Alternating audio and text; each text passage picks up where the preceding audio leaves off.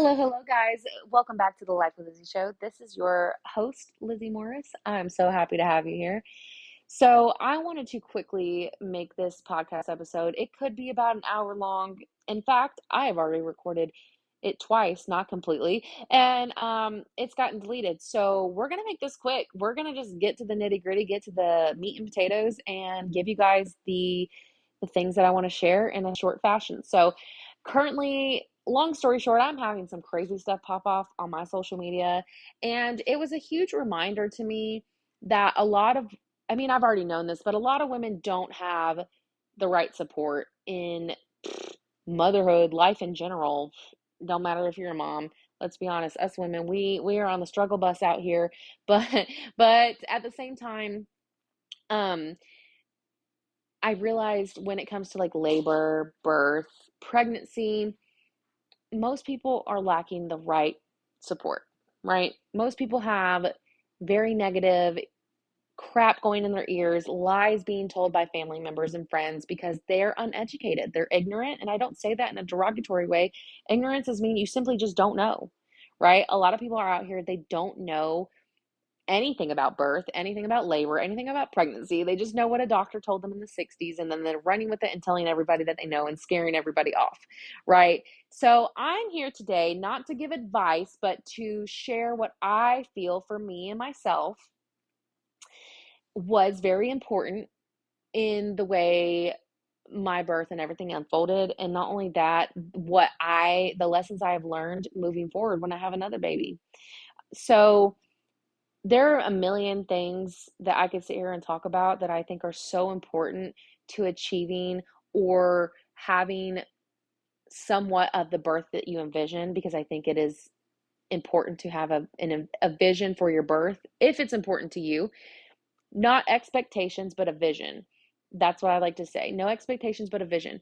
Um, Not everyone's going to agree with your vision, and not everyone's going to care or respect or any of those things when it comes to your labor and delivery, because unfortunately we have this disgusting uh, thing going on in society that as long as the mom and baby are alive, that's all that matters. And I want to tell you,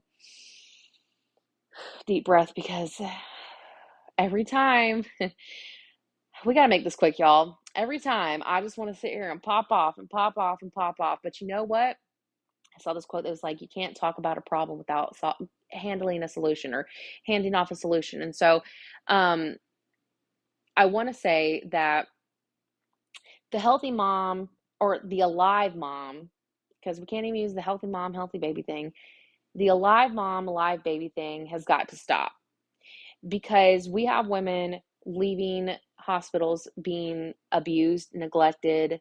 I mean, I'm seeing women who are actually losing their babies because their doctor was negligent. And you see all these things, right, going on to women, and then, oh, but you're alive, so it's okay, right? Your baby's alive, so you should be grateful. I think we can all agree that out of the billions of people, there's like what, 8, 9 billion people in this world. You would think that the one person that is the most grateful that their baby is alive is the mom. And so it's a really stupid, yes, stupid comment to make. It's ignorant, it's disrespectful, it's ugly. It's completely negating all the wrong things that are happening in this world. And so you see that a lot. You see moms being told all that matters is if you and the baby are alive, okay? That's not all that matters. It matters that the mom is healthy. And I don't mean her blood pressure is fine. She is able to walk to the bathroom, wipe her own ass, take a shower, and make a bottle for the baby. I don't mean she physically seems healthy. I mean, how is she mentally? How is she doing, in her own mind? Is she feeling anxious? Is she feeling sad? Is she feeling overwhelmed? Is she feeling traumatized? Is she having nightmares of her experiences? Like, these are things that are important. And that's why I bring all this up, okay? And so I want to say, if you ever had someone tell you that, please don't ever feel like your feelings are invalid because you and your baby are alive. And there might be some moms on here who have never had given birth yet, or are trying to conceive, so maybe you haven't even got pregnant yet. But I just want to say that health runs, and being alive doesn't mean you're living. And I say all that to say, I feel like this is getting so off track. My point of all of this, to get into what I want to talk about, is that there are a lot of people out there that have that notion, okay? It might be your grandma, it might be your best friend, it might be your sister, it might be your husband. There's a lot of people that think that out there. And maybe you're one of those people. And if you think that, that's on you. I'm not here to tell people what to think, but I'm here to say that I think it's wrong. That's what I think. And so you want to find a support system that actually supports you. And I don't mean a doctor or a midwife or a husband or a best friend that's like, yeah, like we'll see what happens, or no, we're not going to do that. Like, no, you don't need to do that. That's so wrong. Like, just the little backlashes we get from our doctors and people for our choices. Um, if you have a birth vision, if you have things that are preferences, things that are important to you, right? There are moms that don't want an epidural. I don't give a crap if your mom thinks that you're going to scream for it. If you don't want one, girl, you better stick with that until you want one. Don't let anybody tell you that you can't do that, right? And so I don't care if your family loves you and they would just do anything for you. They would jump in front of a car for you. And that OBGYN, oh my gosh, like he would do anything to save your life. I don't care. It doesn't matter. They still cannot have the same vision, the same beliefs as you. And again, my opinion, my belief, doesn't matter what people's intentions are. It's very difficult to achieve the pregnancy you want, the labor and delivery, and to even come out of it with the least amount of intervention and trauma as possible, because 1 in 3 women do deal with birth trauma. This is not some willy-nilly thing that just is made up. 1 in 3 women deal with birth trauma, okay? No matter what their labor looked like. And I don't say that to scare you. I say that to say we don't have the right support in place. So, us women, if you're listening to this, this is, again, my suggestion to my old self, not advice, not medical advice, but we got to be proactive. We don't live in a society that is going to set us up for the right support. We don't live in a medical system where women are taken care of. We don't live in a system where women are respected. We don't live, that's just not the world we live in right now. And it sucks, it's unfortunate, but this is the solution. Well, maybe not the end all be all solution, but the solution for us in those moments, right? In the depths of what we're going through right now in the world, where big pharma just thinks they can just beat us all up. We have to be proactive, and we have to search for the people that value it the same way we do. If you have a golf tournament coming up, which, why the hell did I just think of golf out of everything in the world? I don't know. Probably because I was just at my great grandparents' house and he was a golfer, okay? But if you got a golf tournament coming up, are you going to be going and talking to your mom who literally has, I mean, maybe you'll talk to her because you're excited, but are you going to go to her for advice? She doesn't even know anything about golf. Are you going to go, your best friend never wore makeup a day in her life. You want to be a makeup artist. Are you going to go to your best friend and ask her for advice on how to start doing makeup? No. So going to these people that not only, and I'm including OBGYNs. We can get into it. I ain't going to right now. OBGYNs don't know half of anything about actual real birth, but you know what? I'm just gonna move on. Anyway, so we have to be proactive, and you got to find those people. So my biggest suggestion, and this is what this entire podcast, I'm going to end it here, even though I know we're 10 minutes in. I don't even know if I've even brought the value that I was hoping I would. Find supportive providers and find the right support system in your everyday life. And I know, coming from somebody, again, and I had a good support system in general, like compared to most people, for sure. Was it the ideal support system? No, I would have liked other things, and whatever. I don't even have to get into my situation. My point is,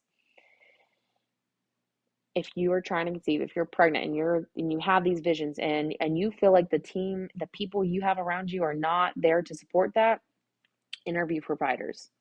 Research the hospitals locally. Figure out their rates of everything, not just C-sections. Man, C-sections are not the worst thing, man. There's a lot of things that can happen. And I don't say that to be scary. I just say that because I think a lot of people take that me bringing up C-sections constantly is like, oh, C-sections are the end of the world. No, but a lot of people don't want to go into a surgery that they don't have to go into, a major abdominal surgery, right? But search their C-section rates, search their episiotomy rates, search their induction rates. Like, figure out, ask your doctor. It's uncomfortable. It feels gross. You feel like you want to throw up. It feels weird. It's because, when I was interviewing my midwife, I'll be honest, I left out a couple questions, more of the minor things that I was like, okay, if that doesn't happen, like whatever, like I just want to make sure she's okay with these things. But you know what? That's, like I said, where I would learn from my mistakes. Now I've realized, no, I deserve to ask all these questions. We are the ones hiring the hospitals, the doctors, the midwives, the nurse. We are the ones hiring these people. We are paying them for a service, period. We're paying them for a service. Now, when you go to the hairdresser, yeah, she might be professional, but do you just let her do whatever she wants, or do you tell her the hairstyle you want? Right? When you go out to eat, you know, yeah, the chef, they know how to cook, but do you just let them cook whatever like they want to cook you, or are you going to ask for a specific meal? And I know that seems kind of weird to compare to birth, but it is very much the same situation, okay? Because you see all these different people have all these different experiences, but all at the same time have the same experience.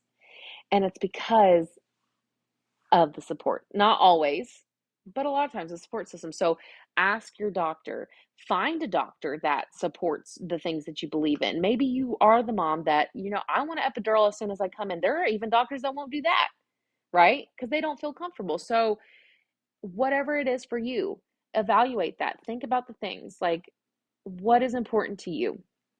I suggest researching past just the doctors. There's other things. We'll talk about that in other episodes. But make a list of questions. Schedule the appointments.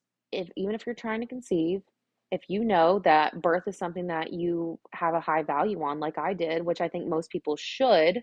I mean, as society, like we devalue birth. We don't value birth in society as a whole, is what I mean. And so finding those people that value it and feel the same way as you feel is harder, but it's important. Ask questions, interview them, search the hospitals, research your state. There are Facebook support groups for like probably every single state out there. And in fact, there's usually local groups. So that way, at least you can hear from other people who have used that doctor.